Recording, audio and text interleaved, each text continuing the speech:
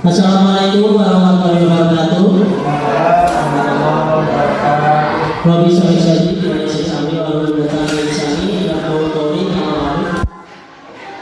Yang terhormat Ibu Kepala Sekolah SDN Citarang, yang saya hormati rekan-rekan guru dan juga rekan operator yang sudah kumpul bersama di sini. Pertama-tama, marilah kita panjatkan puji dan syukur kepada Al-Qadir Allah Subhanahu wa Ta'ala, karena pada kesempatan siang hari ini alhamdulillah kita bisa berkumpul di sini dalam keadaan sehat walafiat. Tidak lupa juga salawat serta salam selalu kita limpahkan kepada Junjungan Alam yang besar Muhammad Sallallahu Alaihi Wasallam. Bapak Ibu yang saya hormati, pertama-tama saya ucapkan terima kasih yang sebesar-besarnya kepada Bapak Ibu semua dan Ibu semua yang telah menyempatkan waktunya di tengah-tengah kesibukan Bapak Ibu berjibaku di kelas ya. Dan sekarang yang kedua adalah jamnya Bapak Ibu istirahat, tapi dengan bersemangat Bapak Ibu hadir di sini untuk mengikuti kegiatan asimilasi. Dan lagi saya ucapkan terima kasih yang sebesar-besarnya. Tentu saja kegiatan ini adalah yang pertama kegiatan kita untuk menambah ilmu dan juga berbagi pengalaman Bapak Ibu. Dan yang kedua tentu saja kegiatan ini kita laksanakan demi peningkatan mutu pembelajaran di sekolah kita. Baik, sebelum masuk ke acara berikutnya, marilah kita bersama-sama membacakan doa pembukaan demi kelancaran kegiatan kita dan mudah-mudahan apa yang kita laksanakan di sini diridhoi oleh Allah Subhanahu wa Ta'ala. Baik, untuk acara doa pembukaan, mari kita baca basmalah bersama-sama. Bismillahirrahmanirrahim. Acara yang kedua, mari kita lanjutkan ke acara yang kedua, yakni sambutan dari Ibu Kepala Sekolah SDN Citarang yang terhormat Ibu Tugilasan kami persilakan.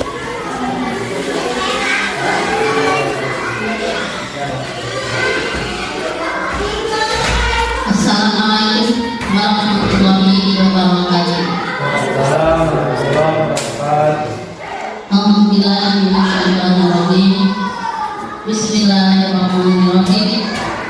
Rabbi shrah li sadri wa yassir li amri wahlul 'uqdatam min lisani yafqahu. Yang terhormat para guru-guru SDN Citarang yang telah hadir di ruangan ini, juga yang mewakili Ibu Ria yang sudah bisa hadir di SDN Citarang untuk ikut serta menghadiri pendampingan ini. Puji syukur dan Allah Subhanahu wa Ta'ala bahwa hari ini kita bisa berkumpul di sini, bisa melaksanakan rencana yang sudah dari kemarin, tapi karena segala sesuatunya memang kita rencanakan, tapi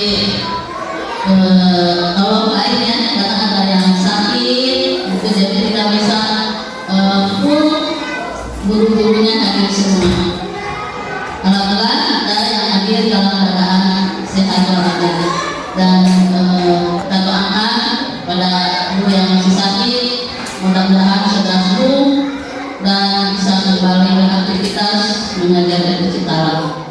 Salawat serta salam semoga diberikan kepada junjungan kita Nabi besar Muhammad Sallallahu Alaihi Wasallam. Alhamdulillah untuk kegiatan CGP ini ada rangkaian kegiatannya. Yang lalu kita mengikuti pendampingannya dengan dihadiri oleh Bapak Pendamping juga, dan hari ini juga kita melaksanakan dan mendukung kegiatan CGP yang akan mendampingi pendampingan dan akan menyampaikan materi tentang budaya positif. Nanti Pak Lukman akan memaparkan apa itu budaya positif. Namun setelahnya nanti Pak Lukman memaparkan apa itu tentang budaya positif, pasti ada tujuannya, ya, ada tujuannya, dan juga mudah-mudahan tujuannya dapat tercapai. Terus harapan yang akan dicapainya juga mudah-mudahan terlaksana, ya. Dan acara ini mudah-mudahan berjalan lancar sesuai dengan yang diharapkan. Dan Ibu sebagai kepala sekolah mengucapkan terima kasih kepada rekan-rekan guru semua yang telah mendukung kegiatan CGP Pak Lukman ini, karena mungkin suatu saat adalah bagian guru-guru yang lain yang belum menjadi CGP. Mudah-mudahan Pak Lukman dalam melaksanakannya sebagai CGP dari kegiatan-kegiatannya mudah-mudahan diberikan kelancaran dalam menguasai materinya, laksanaan praktek-prakteknya, dan segalanya. Mudah-mudahan lulus, tidak ada halangan sesuatu apapun, ya, lancar semuanya, bisa mudah dimudahkan segalanya. Lagi ucapkan terima kasih, ya, kepada guru rekan guru kita yang sudah mendukung kegiatan ini. Namun mohon maaf bila situasinya atau kondisinya kurang memadai ataupun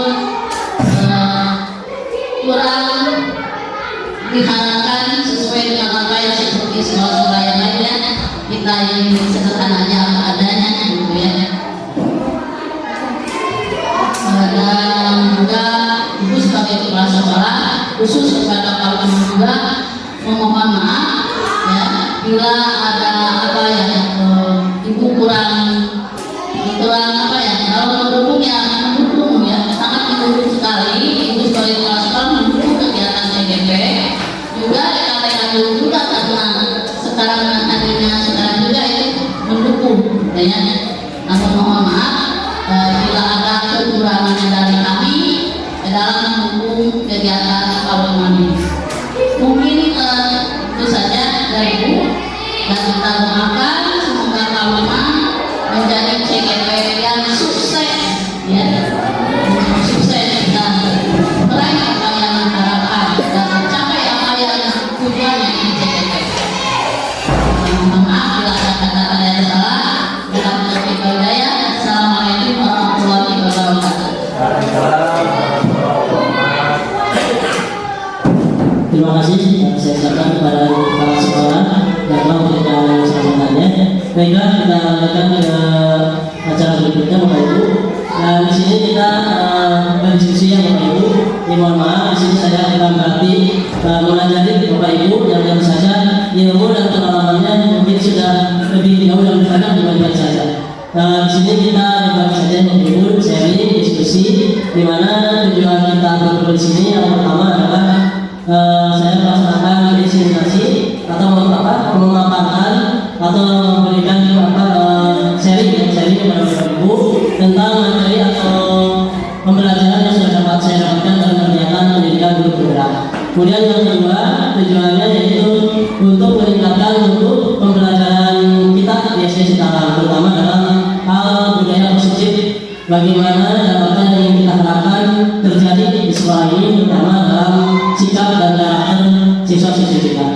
Baiklah, Bapak Ibu, sebelum lanjut ke materi inti, ini sepertinya begini, Bapak Ibu, biasa saja. Untuk menceritakan suasana, saya ada sedikitnya extractingnya yaitu tepuk pagi, malam, pagi, siang, malam, dan ini ada apa yang berbeda. Kalau saya bilang tepuk pagi, berarti tepuk satu kali. Kemudian kalau tepuk siang berarti 2 kali. Kalau tepuk sore, sore 3 kali. Kalau malam berarti tidur, tidak tepuk tangan. Saya jauh ya.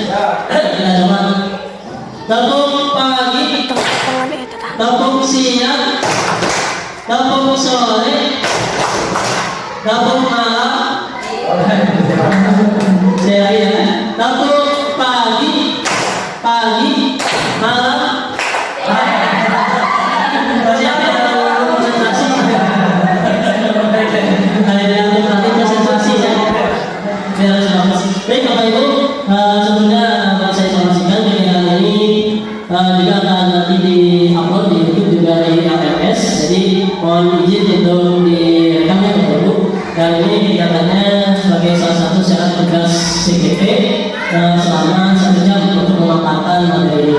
Baiklah, kita mulai saja Bapak Ibu kegiatannya. Yang pertama di sini kita sudah melihat di slide tentang judul yang akan kita bahas, yaitu budaya positif. Nah, sebelumnya mungkin sebelum lanjut ke teori materi, saya ingin bertanya dulu Bapak Ibu, kira-kira setelah membaca atau melihat dari slide ini tentang budaya positif, apa yang kira-kira terbayang oleh Bapak Ibu? Apa itu budaya positif? Kira-kira apa? Ada yang bisa memberikan pendapatnya? Atau kebiasaan-kebiasaan positif seperti kira-kira apa? Bismillahirrahmanirrahim. Terkait budaya positif itu tentunya di sekolah banyak. Nah, di antaranya seperti halnya membersihkan sampah, kemudian pikir terlebih anak-anak, kemudian membaca doa terlebih dahulu, kemudian membaca doa ketika nanti pulang, kemudian sholat duha. Itu salah satu budaya positif yang tentunya perlu dioptimalkan atau diistiqomahkan dalam kehidupan di sekolah seperti itu. Baik, boleh dibuka untuk para saudara terus terima kasih banyak telah memberikan pendapatnya. Betul sekali budaya positif yang sudah sampaikan Pak Yunus tentang kebiasaan positif di sekolah tentang macam-macam dan sebagainya. Baik, kita lanjutkan saja ke slide berikutnya. Apa saja yang akan kita bahas pada kesempatan kali ini? Ada cukup banyak ya Bapak Ibu, ada 8. Yang pertama kita bahas tentang konsep inti budaya positif, di mana dibagi ke dalam 8 materi. Ada perubahan perilaku belajar, disiplin positif, nilai-nilai kebajikan, kebutuhan dasar manusia, motivasi perilaku manusia, posisi kontrol guru, segitiga restitusi dan kreativitas. Insya Allah ketika kita membahas atau membedah materi ini, insya Allah akan banyak hal-hal menarik Bapak Ibu, karena ini sangat berhubungan sekali dengan pengalaman kita dalam mendidik siswa-siswa kita. Bahkan ini ada beberapa materi yang justru relevan juga Bapak Ibu untuk mendidik anak-anak kita. Nah, bagaimana kita mendidik siswa-siswa kita, anak kita supaya mereka memiliki karakter yang baik. Kita lanjut saja. Sebelumnya ini saya mengajak Bapak Ibu untuk berefleksi diri ya. Ayo kita maknai. Yang pertama kita praktekkan. Coba Bapak Ibu pengalaman adanya dan bayangkan Bapak Ibu sedang menginginkan sesuatu yang menurut Bapak Ibu berharga. Ya, baik itu apa? Misalnya harga ayah berharga Bapak Ibu. Kemudian teman Bapak Ibu, teman Bapak Ibu dengan segala daya upayanya berusaha untuk membuat pengalaman kita. Upaya diusahakan, dibuka, dipaksa. Ada yang caranya menggoda, ada yang menawarkan sesuatu, bahkan mengancam untuk dibuka kepala tangan Bapak Ibu. Pertanyaannya yang pertama, apakah Bapak Ibu akan membuka kepala tangan Bapak Ibu? Tidak. Kemudian yang kedua, ini salah satu pertanyaan titik juga. Siapakah yang berhak dan yang mempunyai kontrol penuh untuk memutuskan kepala tangan kita dibuka atau tidak? Kira-kira orang-orang akan disendiri ya. Nah, itu kita sudah mendapatkan makna atau konsep utama dari teori kita, bahwa kita juga kadang-kadang ya kepada anak kita suka memberikan paksaan, suka memberikan hukuman. Ternyata ini sudah ada kita maknai tadi sebagai contohnya, kita mengamalkan tangan kita, hanya kita sendirilah yang bisa mempunyai kontrol apakah mau kita buka atau tidak buka ya. Berikutnya, dalam budaya positif tentu saja kita harus merubah paradigma kita, merubah mindset kita. Yang pertama, untuk membangun budaya positif, sekolah perlu menjaga lingkungan yang positif, aman, nyaman, agar murid-murid berpikir, bertindak, dan mencipta dengan merdeka dan diri dengan tanggung jawab. Jadi yang paling penting adalah lingkungan yang positif, aman, dan nyaman. Kemudian selanjutnya disiplin dikaitkan dengan kontrol, dalam hal ini kontrol guru dalam menghadapi murid. Jadi kadang-kadang kita salah persepsi ya Bapak Ibu, bahwa disiplin itu untuk mengontrol, mengatur seseorang, tapi sebetulnya bukan seperti itu. Kemudian dalam kegiatan pembelajaran dan kebijakan sekolah harus berpihak pada murid dan kebutuhan murid. Jadi kebijakan sekolah baik itu membuat misi sekolah atau dalam skop kecil di kelas, kita belajar itu harus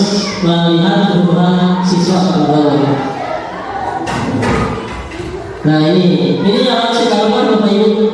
Selama ini bahkan saya sendiri sebelum mengikuti pendidikan di program sering sekali ya melakukan ini. Yang pertama perubahan paradigma teori kontrol, ilusi kontrol. Artinya kita salah konsep atau salah paham ya. Kita membayangkan guru mengontrol murid, padahal sebaliknya Bapak Ibu, justru murid kita mengontrol dirinya sendiri.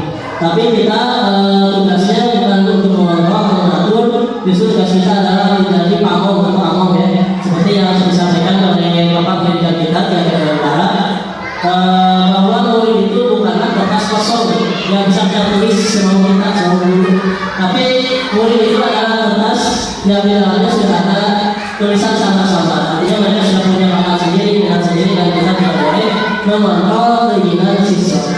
Kemudian ilusi bahwa semua hubungan efektif dan bermanfaat. Namun Bapak Ibu sampai sekarang masih melaksanakannya, yaitu kita sering menghukum siswa dalam kesianan, siswa yang melakukan kesalahan atau misalkan dilarang sama temannya dan sebagainya. Mereka saling menghukum yang punya tanpa sadar hukuman itu ternyata tidak efektif. Justru yang namanya hukuman kepada siswa akan membuat siswa dendam kepada gurunya atau memiliki perilaku yang justru malah lebih kurang baik ya, karena hukuman ini tidak efektif. Kemudian ilusi bahwa kritik dan membuat bersalah mampu menguatkan karakter. Ini juga sesuatu yang sering kita salah paham, bahwa ketika kita mendidik siswa itu ternyata apa yang kita ucapkan, terutama kritik yang kurang baik, itu akan merusak kepada siswa begitu ya, sampai mereka dewasa. Kemudian ilusi bahwa orang dewasa memiliki hak untuk memaksa. Ini juga dilakukan dengan kita di rumah ya Bapak Ibu. Ketika saya mengajar ini, saya juga langsung ingat ketika kita sebagai orang dewasa, baik di rumah maupun di sekolah, kadang-kadang kita sering maksa harus begini, maksa begitu, membuat peraturan yang justru oleh murid kita itu tidak mereka senangi ya. Nah ini mungkin sebagai ilusi bahwa ternyata orang dewasa atau guru di sekolah tidak memiliki hak untuk memaksa sebetulnya, tapi harus siswa yang membuatkan menurut keinginan sendiri. Berikutnya apa yang harus kita lakukan untuk merubah paradigma kita? Nah ini ya, yang harus kita lakukan adalah stimulus respon ke teori kontrol. Jadi kita dalam merespon perilaku siswa harus dirubah dari stimulus respon ke teori kontrol. Ada pertanyaan, siapa sesungguhnya yang memiliki kontrol? Dalam skup kelas atau sekolah, berarti yang memiliki kontrol itu sesungguhnya dan siswa sendiri memiliki kontrol supaya mereka bisa memperbaiki dirinya sendiri. Nah, kita sebagai guru tugasnya hanya membantu atau mengarahkan. Berikutnya ini ada tabelnya bisa dibaca di depan. Ini perbedaan stimulus respon dengan teori kontrol. Ini teori kontrol adalah sesuatu yang positif yang harus kita laksanakan. Dalam stimulus respon, realitas kebutuhan kita sama. Kita sering menyalahkan siswa-siswi kita, tapi ternyata kebutuhan siswa-siswi kita berbeda. Semua orang melihat hal yang sama. Dalam teori kontrol, setiap orang memiliki gambaran berbeda-beda. Seperti ketika kita mengajar yang dibahas, dalam dulu anak didik kita mengerjakan tugas dan kedua ikut. Tapi ketika mereka mengerjakan tugas, karena misalkan anak didik kita yang mengerjakan tugasnya sambil ngobrol atau sambil nyanyi, dia baru. Nah itu mungkin harus dirubah dari cerita. Karena setiap siswa memiliki gambaran berbeda, memiliki keinginan berbeda.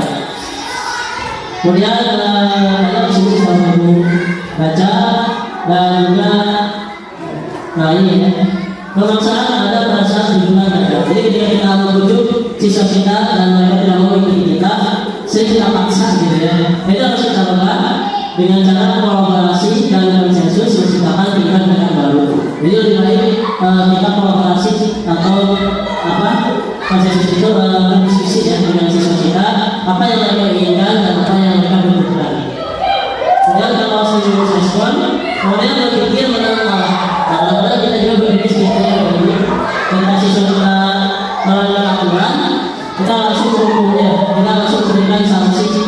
Nah itu berarti sebagai siswa mereka bersalah karena mereka harus melakukan perubahan. Kami di sini dalam pondok maunya berpikir menang-menang. Artinya guru juga mendapatkan tujuannya untuk memperbaiki hak siswa, dan siswa juga merasa dia tidak sedang dihukum, tapi dia melakukan apa yang harus dilakukan untuk melakukan perbaikan.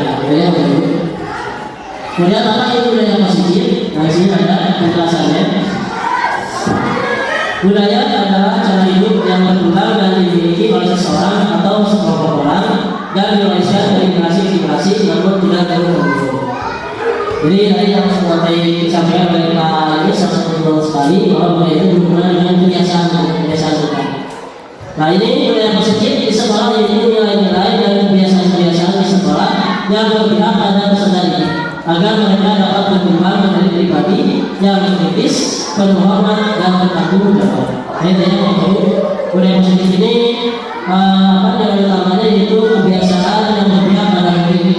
Kemudian juga agar mereka dapat berkembang menjadi pribadi yang kritis dan bertanggung jawab. Jadi kalau kita seperti tadi contohnya menghukum siswa, itu mereka itu melakukan yang kita hukum itu ya, mereka melakukan sanksi kita itu berarti masih tidak bertanggung jawab pada dirinya sendiri. Tapi yang harus kita laksanakan yaitu bagaimana caranya supaya siswa mau bertanggung jawab pada dirinya sendiri. Berikutnya makna dari disiplin. Kata disiplin sering dikaitkan dengan tata tertib, teratur dan kepatuhan. Disiplin juga sering dihubungkan dengan hukuman.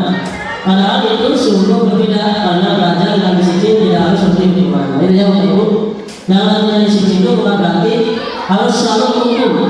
Bahkan kalau bisa hukuman itu dihilangkan. Tapi disiplin ini berasal dari bahasa Latin yang harusnya disiplin itu tumbuh dari diri siswa sendiri. Jadi jangan kita memberikan hukuman kepada siswa untuk mendisiplinkan diri, tapi kalau bisa kita stimulus atau mengajak siswa untuk mau mendisiplinkan dirinya sendiri dengan kemampuannya sendiri. Jadi termotivasi oleh dirinya sendiri. Berikutnya, nah ini sisi positif. Nah ini yang akan saya sampaikan bahwa sisi positif adalah kemampuan pemerintah itu sendiri dalam membawa dan menguasai diri. Jadi yang paling baik itu adalah sisi positif, di mana disiplin itu tumbuh dan dilaksanakan oleh siswa sendiri tanpa harus ada paksaan. Nah ini adalah tujuan sebagai pendidik. Tujuan kita adalah menciptakan anak-anak yang memiliki disiplin diri sehingga mereka bisa berperilaku dengan mengacu pada nilai-nilai kebajikan universal. Jadi itu yang itu tugas kita sekali lagi bukan memaksa siswa, bukan harus menghukum siswa jika mereka bersalah, tapi tujuan kita adalah menciptakan anak-anak yang memiliki disiplin diri sehingga mereka bertanggung jawab pada dirinya sendiri. Nah tadi disinggung tentang kebajikan nilai-nilai universal. Apa saja nilai-nilai universal? Kata kuncinya ada di bawahnya berikut. Nilai universal adalah nilai yang disepakati bersama, lepas dari suku bangsa, agama, bahasa maupun latar belakang. Jadi nilai universal adalah nilai yang disepakati oleh semua orang, ya. Lepas dari agama, suku bangsa dan latar belakang.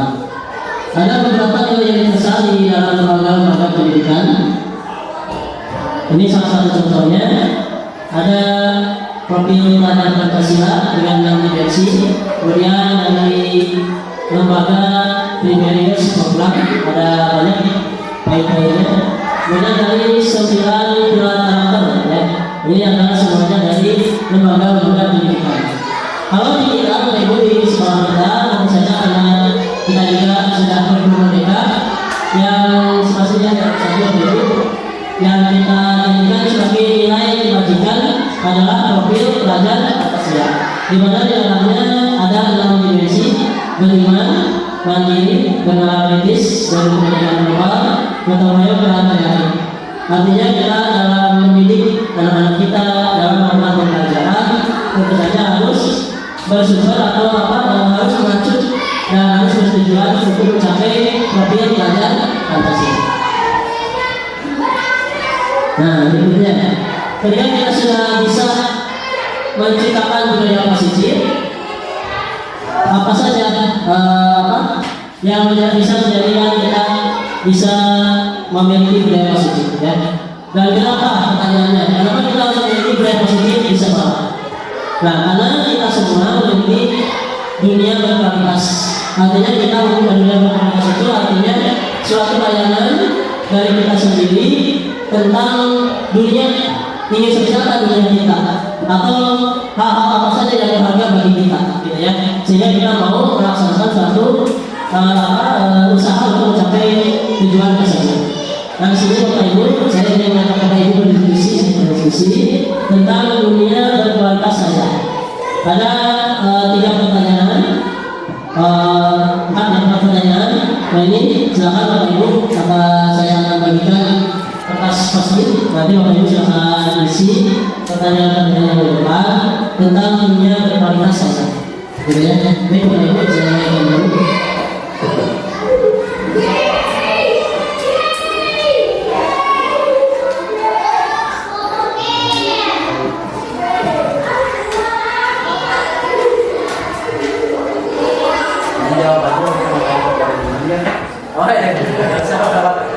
Jawab pribadi silakan.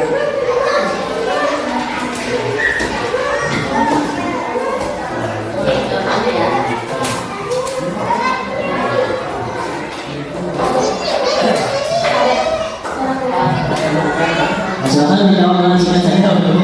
Yang pertama, siapakah orang-orang yang paling penting dalam hidup Bapak Ibu? Nah, kira siapa? Suami, istri. Nah, kira siapa orang yang paling penting? Mungkin orang tua yang sebelum nikah orang tua. Silakan ini siapa dulu. Kemudian yang kedua, nilai-nilai kebajikan apa yang terpenting dalam hidup Bapak Ibu? Nilai kebajikan nantinya bisa tadi seperti apa, nilai kejujuran mungkin, atau nilai nilai disiplin mungkin. Nah itu kira-kira yang paling penting, nilai-nilai kebajikan, artinya nilai-nilai positif yang paling penting bagi Bapak Ibu apa? Kemudian yang ketiga, kalau Bapak Ibu menjadi orang yang ideal, karakter atau sifat apa yang Anda paling inginkan pada diri Bapak Ibu? Jadi ketika kita membayangkan kita menjadi seorang yang karakter baik, yang menjadi karakter yang ideal, kira-kira kita ingin seperti apa? Menjadi orang seperti apa? Apakah orang yang jujur, orang yang selalu membantu orang lain, atau orang yang bermanfaat bagi orang lain? Silakan Bapak Ibu dituliskan singkat saja. Kemudian apa yang paling berharga dalam hidup Bapak Ibu? Ya.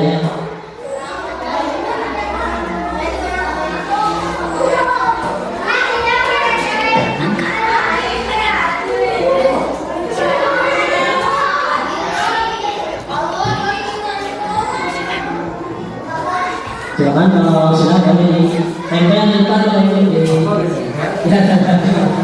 Oh pakai nama Pak ya. Kalau sangat tidak juga nggak apa-apa. Dan tempel kami supaya nanti kita bisa melihat bersama-sama.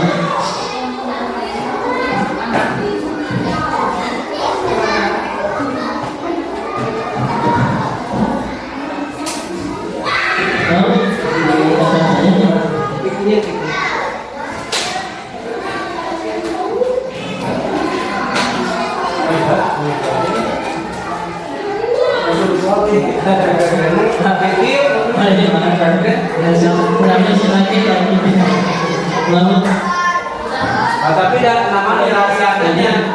Ya, kalau saya jadi siapa? Nama dirahasiakan.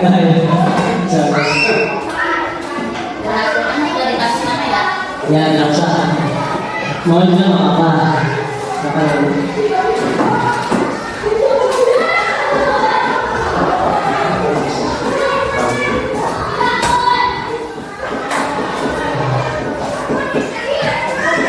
Sudah semuanya mau. Berarti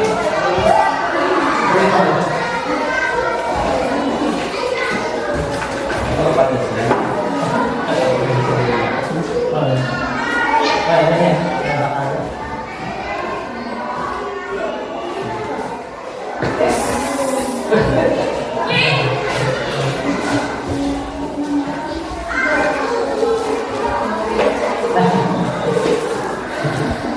hasilnya sama. Oh, jangan. Nah, di sana pelajaran.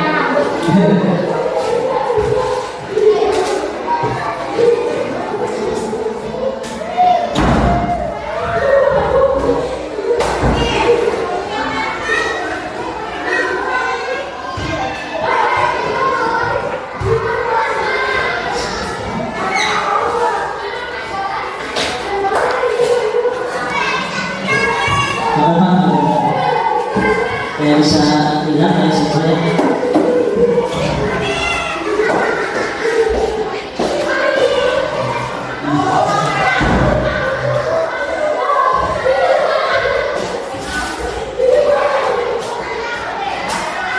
Ya, terima kasih Bapak Ibu yang sudah mengisi pertanyaan ini dan sebaiknya saya review satu saja mungkin yang dibacakan sebagai contoh. Siapa orang yang terpenting dalam ini Bapak Ibu? Di sini ada yang menjawab, banyak yang menjawab. Ayah dan ibu. Mungkin pertama ada yang menjawab, kedua orang tua. Ada juga yang menjawab keluarga, anak, suami. Pacar. Yang lebih pacar, yang berpunya pacar. Kemudian nilai kebajikan apa yang terpenting? Di sini ada yang menjawab kejujuran dan tanggung jawab. Nah itu dia. Oke sekali itu nilai kebajikan. Kemudian yang ketiga, kalau pemimpin orang yang ideal, kalau apa? Yang paling penting yaitu konsisten. Harapkan jadi orang yang konsisten. Kemudian lagi yang keempat, apa yang paling berharga dalam hidup Bapak Ibu? Misalnya ada yang menjawab berkumpul bersama orang-orang tersayang. Nah itu sih. Nah itu ya Bapak Ibu. Nah ini mungkin bervariasi ya jawabannya, tapi tujuannya atau persamaannya mungkin tentu saja kita dunia berkualitas itu adalah dunia yang kita impikan, yang kita dapat. Nah apa korelasinya dengan siswa kita? Ternyata siswa kita juga Bapak Ibu sama pemikirannya dengan kita, dengan guru, bahwa mereka juga memiliki dunia yang berkualitas menurut versi mereka. Tadi yang kita senangi adalah orang tua, suami, kemudian istri. Nah itu menurut versi kita. Ternyata murid kita juga mempunyai gambaran dunia berkualitas mereka. Artinya kita juga harus mengikuti dunia yang mereka pahamkan. Ya. Jadi kalau ada anak yang kalau kita suruh belajar diam di satu tempat usaha dulu, tapi dia terus saja Bapak Ibu berpelarian ya, susah duduk. Nah itu jangan kita paksa. Nah itu mungkin kita lihat di sini mereka mungkin punya gambaran sendiri, yaitu gambaran bahwa menurut mereka mungkin dunia yang berkualitas itu adalah dunia yang penuh kebebasan, penuh cara bermain. Tentunya sebagai guru kita ingin mereka memasukkan hal-hal yang bermakna dan nilai-nilai kebajikan. Nah ini jadi yang wajib kita sebagai guru itu memasukkan nilai-nilai yang positif. Jangan sampai anak-anak kita Bapak Ibu justru bergaul dengan hal yang tidak baik, justru bergaul di jalanan, nilai-nilai yang ada pada dirinya itu nilai-nilai yang negatif. Nah ini kita berkewajiban untuk memasukkan atau memasukkan ke alam bawah sadar mereka supaya mereka memiliki nilai-nilai kebajikan sesuai dalam dunia berkualitas mereka. Bila guru dapat membangun interaksi yang memberdayakan dan memerdekakan murid, maka murid akan mendapatkan dirinya sendiri sebagai individu yang positif. Jadi kita harus memerdekakan siswa-siswi kita dengan cara tadi menghargai dunia berkualitas yang mereka bayangkan. Berikutnya, ini yang kedua tentang kebutuhan dasar manusia.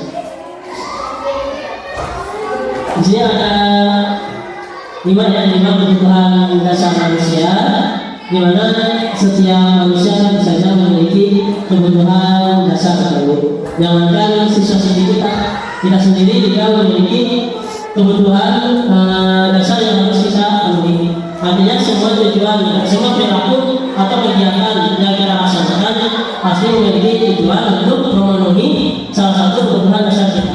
Misalkan kita bertanya pada diri sendiri, kenapa kita jadi guru? Mungkin supaya kita mendapatkan kesejahteraan. Kenapa kita ingin memiliki kesejahteraan? Karena mungkin kita memiliki kebutuhan dasar yaitu untuk bertahan hidup dan sebagainya.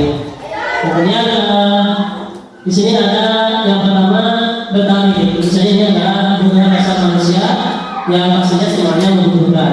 Kemudian ada kasih sayang dan rasa diterima. Kira-kira penting tidak apa itu kasih sayang dan rasa diterima? Penting ya tentunya. Kasih sayang kita pada anak, kemudian juga anak kita membutuhkan kasih sayang kita, dan tentu saja mereka juga memiliki kebutuhan untuk diterima oleh kita. Kemudian kebebasan juga penting, di mana kita harus bisa menjadi guru yang bisa memerdekakan siswa, di mana mereka bisa belajar sesuai bakat dan minat mereka. Kemudian kesenangan, nah ini juga salah satu kebutuhan yang penting. Mungkin Bapak Ibu sering menemukan kasus di mana ketika kita belajar sesuatu ingin cepat-cepat pulang misalnya, atau ingin cepat istirahat. Nah itu mungkin kita harus berkaca pada diri sendiri bahwa mungkin kita pembelajarannya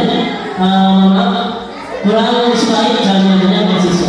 Nah jadi di sini harus kita isi kebutuhan mereka dengan kesenangan dengan cara melakukan pembelajaran yang bervariasi atau pembelajaran yang menggunakan media yang menarik, atau juga pembelajaran yang diisi dengan SBT Bapak Ibu dan juga tidak masalah. Kemudian penguasaan. Ini juga sama ya, kita sebagai orang dewasa juga memiliki kebutuhan tentang penguasaan.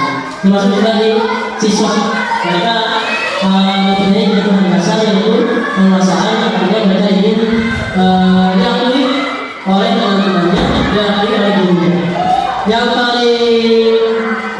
Yang paling miris ya atau yang paling membuat khawatir apabila kebutuhan penguasaan mereka ingin dihargai, dihormati, tapi melakukan hal yang salah. Nah itu ya, misalkan di kelas seorang siswa yang dihargai di kelas itu pasti siswa yang pintar, siswa yang memiliki kemampuan akademik yang bagus. Tapi ketika ada siswa yang kurang dalam kepintarannya, bukan karena mereka bodoh yang begitu, karena tidak ada anak yang bodoh, tapi mungkin yang kurang, yang belum memiliki kemampuan yang cukup untuk memahami suatu pembelajaran. Nah mereka pastinya ingin dihargai, tapi karena mereka kurang dihargai, mereka akhirnya mencari penghargaan di luar. Sebenarnya mungkin supaya mereka dihargai, mereka menjadi orang yang arogan ke siswa yang lain gitu ya. Kalau bahasa rumah jadi jujur namanya. Nah itu mungkin orang-orang yang seperti itu yang merasa ingin dihormati, ketika kita tidak bisa memberikan kebutuhan dihormati, maka mereka akan mencari hal-hal yang lainnya. Kalau positif bagus, tapi kalau negatif menjadi masalah.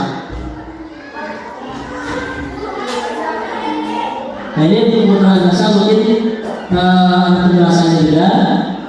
Kebutuhan dasar bertahan hidup berarti yang sering kita butuhkan yang hidup, kebutuhan bertahan hidup bersifat fisiologis, artinya bersifat fisik ya.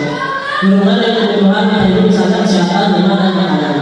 Kemudian kasih sayang, ini juga penting bagi anak-anak kita, bersifat psikologis atau kejiwaan, berhubungan dengan koneksi sosial atau hubungan sosial. Penguasaan ini yang saya sampaikan, kebutuhan pengakuan atas kemampuan. Jadi Bapak Ibu mungkin sebenarnya nanti ada pembahasannya tentang pengakuan atas kemampuan. Jadi kita harus bisa mungkin menjadi guru yang menghargai kemampuan siswa, walaupun mereka memiliki kemampuan yang sosial. Yang penting dia punya kemampuan progresnya maju. Misalkan kita awalnya memiliki siswa yang bisa baca, kemudian di hari minggu berikutnya siswa itu yang asalnya dia bisa baca misalkan 2 huruf B, A, B, B, gitu ya. Nah itu sudah cukup bagus saya peningkatan. Kebebasan kebutuhan akan pemilihan, kemudian kesenangan kebutuhan untuk merasa senang.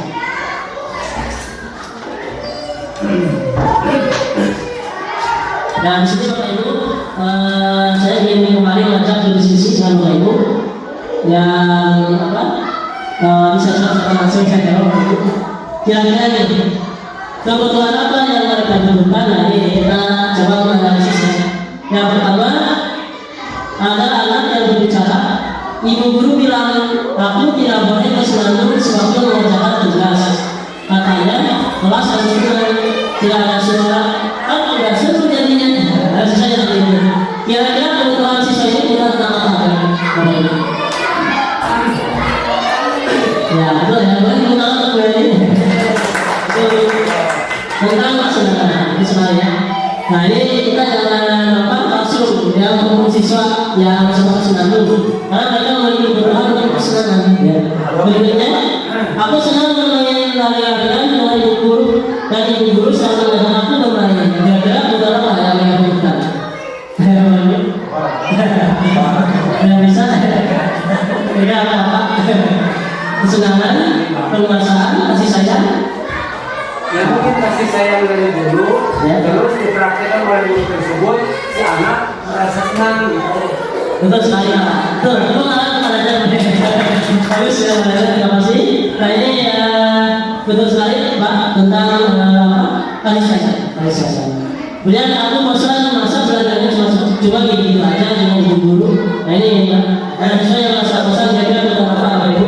Oke, jadi kalau dari pertanyaan tersebut kita dianjurkan seorang guru memberikan interaktif tanya jawab pada siswa agar di kelas itu lebih aktif, jangan sampai guru saja yang menjelaskan, tapi justru anak pun diberi kesempatan untuk bertanya atau mungkin saja menambahkan dan lain-lainnya.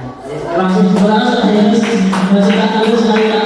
Nah ini sebenarnya salah satunya untuk mengajak siswa menambahkan materi yang menambah berinteraksi ya dalam belajar. Jawab. Betul sekali. Nah ini kebutuhan yang dibutuhkan siswa itu mungkin kebutuhan akan kebebasan ya salah satunya. Jadi mereka apabila tidak didata jangan dihalangi tapi harus dibebaskan. Kemudian semua teman tidak ada yang berani padaku. Nah mereka apa aja? Banyak. Oh iya. Gimana jawabannya? Ini ya. Kira-kira apa nih? Kalau yang Teman tidak ada yang berani padaku. Mungkin kalau secara psikologis biasanya anak-anak yang memiliki pendapat seperti itu sebenarnya itu ada hubungannya dengan keluarga. Mungkin kurangnya perhatian atau ingin pengakuan yang memang tidak akan diberikan. betul, penggunaan pertanyaan masih sama sekali. Nah, itu sekali yang berasal Bapak Ibu, terima kasih dan sudah menjawab.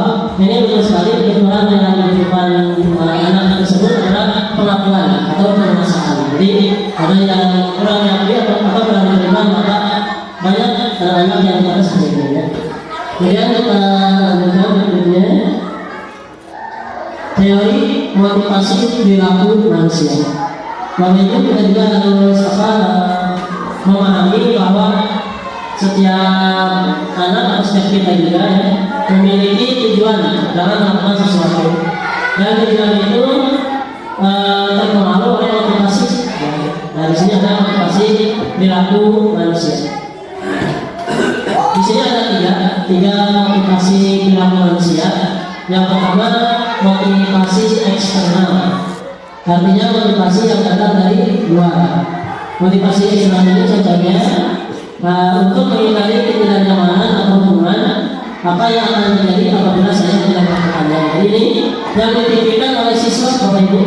Ketika kita menghukum siswa, mereka itu sebetulnya mau melakukan sanksi itu bukan karena dia mau, tapi justru karena dia menghindari ketidaknyamanan. Jadi kalau misalnya sama sirisakan gitu ya, atau takut dicurigai dengan gurunya. Jadi mereka mau melakukan hukuman yang diberikan oleh guru karena mereka merasa takut atau merasa tidak nyaman ya. Jadi mereka juga berpikir kalau saya tidak melakukannya saya akan takut dimarahi guru, takut dihukumnya lebih berat dari guru.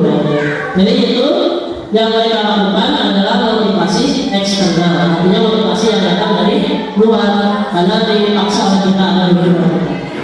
Yang kedua juga sama, motivasi eksternal, yaitu untuk mendapatkan imbalan dari orang lain atau institusi. Apa yang akan saya dapatkan apabila saya melakukannya? Ini mungkin selain sekolah, kita juga sering melakukannya kepada anak-anak kita yang baru, terutama yang kami sendiri yang juga saya lakukan pada waktu dulu ketika bulan puasa.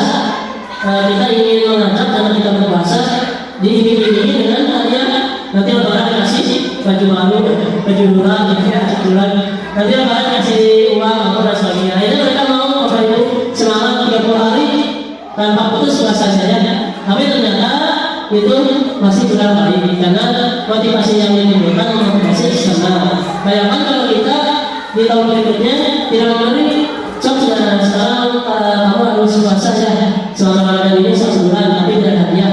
Nah jadi apa yang terjadi akhirnya si anak itu tidak mau karena merasa tidak akan dikasih hadiah dia tidak timbul keinginan untuk berpuasa. Ini sama.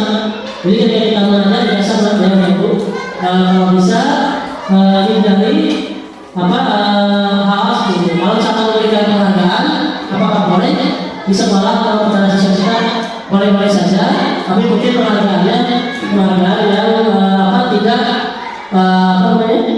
menyinggung orang lain, artinya penghargaan yang bisa diberikan oleh kepada semua siswa ya. Dan penghargaan itu kalau bisa membuat motivasi mereka lebih tinggi lagi untuk melakukan hal seperti itu, tidak motivasi eksternal ya. Karena yang namanya penghargaan biasanya menimbulkan motivasi eksternal, artinya siswa mau melakukan sesuatu yang kita inginkan apabila mereka diberikan penghargaan atau diberikan ini hadiah. Yang ketiga motivasi internal. Nah ini adalah motivasi yang paling baik, yaitu motivasi yang datang dari diri siswa sendiri. Yaitu ini adalah tujuan disiplin positif. Nah tadi mungkin Bapak Ibu bertanya, apa itu disiplin positif? Tujuannya apa? Nah ini tujuan disiplin positif untuk menciptakan motivasi internal pada diri siswa. Artinya siswa memiliki motivasi dari dirinya sendiri. Seperti apa pernyataannya? Yaitu untuk menghargai diri sendiri, menjadi insan sesuai harapan kita, dan saya akan menjadi orang yang seperti apa bila saya melakukannya. Jadi ketika kita bisa membuat siswa melakukan sesuatu, siswa itu harus berpikir seperti ini Bapak Ibu. Kalau misalkan kita menyuruh siswa untuk berkata jujur, siswa harus sampai ke tahap seperti ini. Jadi mereka punya motivasi internal, motivasi diri sendiri. Oh saya ingin berkata jujur karena saya ingin menjadi orang yang jujur. Oh saya ingin kata ibu guru, bapak guru, saya harus menjadi orang yang tepat waktu. Kenapa? Karena saya ingin menjadi orang yang disiplin. Oh saya kata ibu guru harus menjadi orang yang hormat. Kenapa? Karena saya ingin menjadi orang yang sopan. Seperti itu ya Ibu. Jadi sebisa mungkin kita menumbuhkan motivasi internal pada siswa. Kalau sudah terbentuk motivasi internal itu, insya Allah disiplin positif juga terbentuk dengan sendirinya. Berikutnya 5 posisi kontrol dulu. Kita lanjut ke materi berikutnya Bapak Ibu tentang 5 posisi kontrol dulu. Ini ada 5 posisi kontrol. Apa ini posisi kontrol dulu? Adalah sesuatu yang sering kita laksanakan di sekolah dan kelas. Yang pertama, posisi kontrol dulu itu ada ada guru yang berposisi sebagai pengurus. Kemudian juga yang kedua berposisi sebagai pembuat merasa bersalah. Kemudian yang ketiga berposisi sebagai teman. Yang keempat sebagai pemantau, dan yang kelima sebagai manajer. Nah kita ya Ibu satu persatu kira-kira apa saja nih? Seperti apa penjelasannya? Yang pertama, pengumum. Seorang pengumum bisa menggunakan hukuman fisik maupun verbal. Orang-orang yang menjalankan posisi penghukum senantiasa mengatakan bahwa seorang memerlukan sesuatu alat yang dapat menyebabkan guru. Nah ini kalimat-kalimat yang sering kita lontarkan sebagai guru posisi penghukum. Nah ini mungkin yang juga saya lakukan Bapak Ibu sebelum mengikuti ketika kita bergerak. Jadi kita akan coba paradigma ya. Lalu aturan saja atau awas tidak ya. Biasa seperti itu. Saya masuk kalau kita dari bapak ini. Saya kamu harus diberi guru kalau kita gini ya. Kamu selalu saja salah. Nah, ini kalimat yang mungkin tidak biasa. Ini adalah kalimat negatif, di mana justru membuat siswa semakin terpukul Bapak Ibu, semakin mereka merasa bersalah ya. Dan juga ini secara ilmu psikologis akan menempel dalam pikiran mereka sampai mereka nanti dewasa. Berikutnya, nah ini juga yang mungkin membuat kita harus membuka open mindset dan pikiran kita.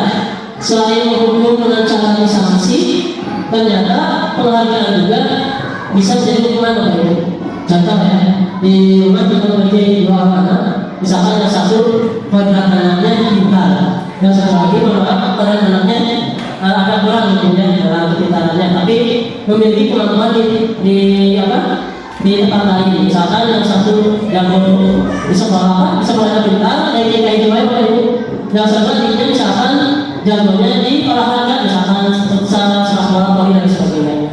Kemudian pada suatu waktu mereka berkumpul dan pada waktu yang sama para si anak kita ini membawa piala Bapak Ibu. Dia tunjukkan ke orang tuanya, ya, Pak, Bu, ini dapat piala dari ini satu. Dipuji-puji oleh ibu bapaknya. Ada yang satunya memberitahukan lagi, Pak, Bu, besok saya pertandingan tinggal futsal misalkan ya. Bapak Ibu bisa hadirkan kira-kira apa yang saya ucapkan, mungkin kita tidak sadar kamu kalau futsal terus, main terus, lihat kakak kamu, lihat adik kamu dapat juara, dapat hadiah yang satu dan tanpa kita sadar kita sudah melihat di anak-anak kita yang berarti mereka tidak pintar, tapi mereka memiliki kepintaran di tempat yang lain atau di bidang yang lain. Jadi penghargaan itu juga kalau tidak adil bisa menjadi hukuman bagi orang lain. Nah ini menurut Taufik Muhammad mengungkapkan pendapatnya bahwa penghargaan maupun hukuman adalah cara-cara mengontrol perilaku seseorang yang menghancurkan potensi. Jadi penghargaan kalau kita itu penghargaan itu seperti ranking ya Bu. Nah itu sesungguhnya ranking itu di kelas juga sudah dilihat Bu. Kenapa? Karena kita perlu bilang semua anak itu spesial. Semua anak itu juara bagi dirinya sendiri. Jadi kita sebetulnya sudah relevan membuat menggunakan ranking satu yang kita ada saja. Ya. Apalagi kita memberikan penghargaan cara yang menggunakan ranking dilihat hanya dari sisi pengetahuan. Sedangkan tidak ada penghargaan bagi siswa yang memiliki kemampuan di bidang olahraga misalkan atau di bidang ekstrakurikuler lain. Ya selain futsal misalkan atau juara dongeng misalkan ya. Tapi tidak ditampilkan atas panggung waktu perayaan salsa misalkan ya. Itu bisa saja mengenal potensi. Sudah sampai juara dan dipanggil misalkan ya. Yang dibagikan semuanya ranking saja ya. Itu yang dimaksud penghargaan bisa menghasilkan potensi. Sebetulnya menurut kami sudah ideal tindakan belajar itu sendiri adalah penghargaan sesungguhnya. Jadi siswa yang sudah mau belajar, siswa yang sudah mau melakukan hal-hal yang positif walaupun sedikit harus kita hargai Bapak Ibu, karena kemauan dia belajar itu adalah penghargaan bagi dirinya sendiri ya. Jadi jangan melihat hanya dari segi akademik. Nah ini penghargaan sebagai hukuman. Penghargaan hukum, mereka yang tidak mendapatkan penghargaan misalnya dalam sistem ranking akan merasa paling dihukum. Betul ya Bapak Ibu? Ada yang mendapat ranking 1, tapi ranking 2 dan 3 merasa mereka gagal, ya padahal mereka sudah cukup baik di ranking 2 dan 3 ini karena yang dikasih hadiahnya sama ranking 1 saja gitu ya. Jadi mereka merasa tidak bisa dihukum gitu ya, merasa paling bersalah. Memberikan penghargaan dan hukuman adalah hal yang sama karena keduanya mencoba mengendalikan perilaku seseorang. Tidak tanpa sadar Bapak Ibu suka mengiming-imingi siswa. Sebetulnya mengiming-imingi dengan penghargaan itu adalah salah suatu cara mengontrol yang kurang baik, sama dengan menghukum. Jadi harus ada pertanyaan, Pak, bagaimana cara memberikan penghargaan ke siswa? Kita bisa memberikan penghargaan dengan penghargaan yang sederhana Bapak Ibu ya. Kegiatan kita keras memberikan pertanyaan kepada siswa. Ketika ada siswa yang bisa menjawab, kita bisa langsung tadi memberikan tepuk tangan, memberikan aplaus. Saya juga sudah melakukan penghargaan ya. Kemudian karena orang-orang pada dasarnya kita sudah dikendalikan, kemudian kita suatu penghargaan diharapkan, namun Anda tidak mendapatkannya, Anda merasa jenuh. Nah ini ya. Apabila kita mengharapkan penghargaan atau mungkin mengharapkan suatu penghargaan dan tidak mendapatkannya, mereka akan merasa jenuh. Itu sebagai posisi guru hukum. Kemudian posisi kedua, guru sebagai pembuat rasa bersalah. Nah ini Bapak Ibu ya. Mungkin kalian dapat sadar sebelum melakukan ini. Pada posisi ini biasanya guru akan bersuara lebih lembut. Kalau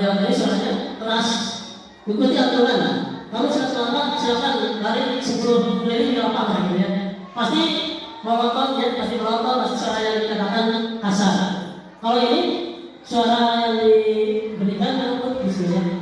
Membuat rasa bersalah akan menggunakan keheningan yang membuat orang lain merasa tidak nyaman, bersalah atau rendah diri. Kata-kata yang keluar dari mulut akan seperti ini yang sering diucapkan oleh guru yang memiliki posisi rasa bersalah. Ibu sangat kecewa sekali dengan kamu. Nah itu mungkin yang biasanya Bapak Ibu ketika ada anak misalkan berantem kita panggil, kemudian kita nasihati dan kita bilang kepada ini, kamu itu lagi di satu, Bapak kecewa, kamu melakukan ini, gitu ya. Dengan kalimat itu walaupun kalimatnya tidak marah-marah, tapi dengan kalimat seperti ini kecewa, berarti si anak itu, siswa kita merasa dia sudah bersalah. Oh, Bapak guru dengan kecewa kepada saya karena perilaku saya, gitu ya. Ini mereka merasa bersalah. Nah ini kalimat-kalimat yang sering diucapkan oleh seorang guru yang berposisi sebagai pembuat rasa bersalah. Nah berikutnya guru sebagai teman, posisi teman. Guru pada posisi ini tidak akan menyakiti murid karena sebagai teman, namun akan tetap berupaya mengontrol murid melalui persuasi. Posisi teman para guru bisa negatif ataupun positif. Nah ini kalimat atau kata-kata yang sering dilontarkan oleh guru yang posisi teman. Ayo bantulah demi Bapak ya. Ayo ingat tidak bantuan Bapak selama ini. Ya sudah, kali ini tidak apa-apa, nanti Ibu bantu bereskan. Ya Bapak Ibu. Jadi biasanya yang posisi teman itu selalu membantu siswa. Jadi siswa itu tidak merasa dia bisa sendiri atau tidak bisa mandiri ya. Kemudian yang kedua, siswa itu selain dibantu kalimat-kalimatnya juga kalimat-kalimat yang seperti seorang teman gitu ya. Nah, ini bisa jadi positif, bisa juga negatif. Yang keempat, nah ini ya. Yang keempat posisi pemantau. Ini sifatnya mengawasi. Masa aku dikatain kalau tadi Pak? Ya aku marah lah. Aku balik katain mereka di depan kelas. Oh begitu. Ya pasti kamu marah dan kesal. Bapak juga karena apabila ada yang berubah. Kemudian pada saat itu kamu mau melakukan apa? Ya saya langsung ngatain mereka lah Pak. Kesel banget. Saya benar-benar dia di tangan orang lain. Oh begitu. Pasti kamu melakukan seperti itu karena suatu alasan tertentu kan? Iyalah, saya diam saja Pak. Ya saya bela diri lah. Aku saya disuruh tukang fitnah. Ya wajar lah. Mempertahankan harga diri itu sesuatu yang penting buat kamu. Untung kamu tidak bertindak lebih dekat lagi. Hanya yang berkata. Iya Pak. Untung saya masih bersabar dan hanya meminta saja. Sudah benar sekali Pak. Saya pasti bela diri lah. Ya pasti ya. Tapi kamu memilih untuk tetap bertahan dan bersabar. Kamu memilih untuk tidak berbuat lebih parah lagi kan? Nah, sekarang coba pertanyakan lagi. Tindakan kamu yang mentak-mentakkan kelas. Tindakan kamu itu sudah tidak sesuai dengan keyakinan kelas atau prinsip kamu tidak? Enggak Pak. Sampai Pak. Jadi keyakinan atau prinsip mana yang sesuai dengan keinginan kamu? Ya, saya sebenarnya sangat menghargai orang lain. Mungkin saat itu saya menjadi emosi, jadi tidak membuat saya itu. Kamu meyakini tidak menghargai orang lain itu penting? Yakinlah Pak. Iya, setuju. Kita harus saling menghargai. Namun ada juga keyakinan yang kita sepakati yang perlu kita jalankan apabila kita sedang marah kan? Ya, saya bisa lebih proaktif, mulai dengan diri sendiri. Saya bisa jadi lebih bersabar, dengan berpikir mau apa selanjutnya. Kira-kira kamu bersedia memperbaiki masalah ini tidak? Sedia Pak. Kalau kamu memperbaiki masalah ini, kamu akan menjadi orang seperti apa? Saya akan menjadi orang yang bertanggung jawab kali ya Pak. Dan senantiasa proaktif. Iya, menurut kamu bagaimana rasanya menjadi orang seperti itu? Ya nyaman lah, bangga bisa bertambah dan menahan diri. Baiklah kalau begitu. Yuk kita pikirkan bagaimana memperbaiki masalah ini.